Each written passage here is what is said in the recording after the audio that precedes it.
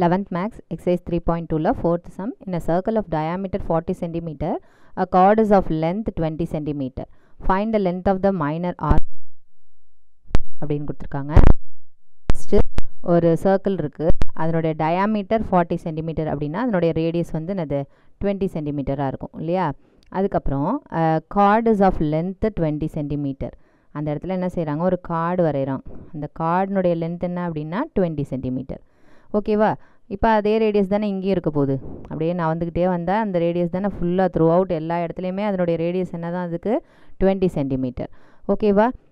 அப்போ அதனுடைய find the length of the minor arc of the chord. இதுதானே நம்ம கார்டு வரைஞ்சிருக்க கார்டு. இது அதனுடைய மைனர் ஆர்க் ரெண்டு இருக்கு இல்லையா. இந்த போர்ஷன் ஒன்று இருக்குது, கார்டினுடைய இந்த மேஜர் போர்ஷன் ஒன்று இருக்குது. நம்மளை கேட்டிருக்கிறது இந்த மைனர் போர்ஷனுடைய லென்த் என்னங்கிறது தான் கேட்டிருக்காங்க.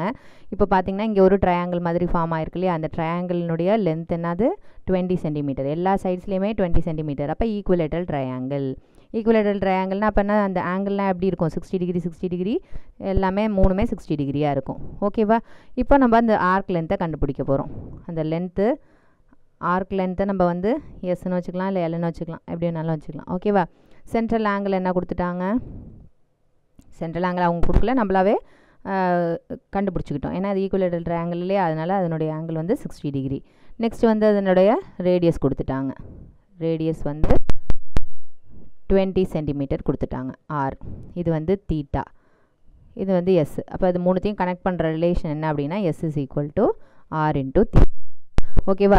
தீட்டாங்கிறது வந்து டிகிரியில் இருக்கு இல்லையா, அதை நம்ம ரேடியன் மெஷரில் மாற்றணும் அப்படின்னா π/180 ஜஸ்ட் அப்படியே மல்டிப்ளை பண்ணிக்க வேண்டியது.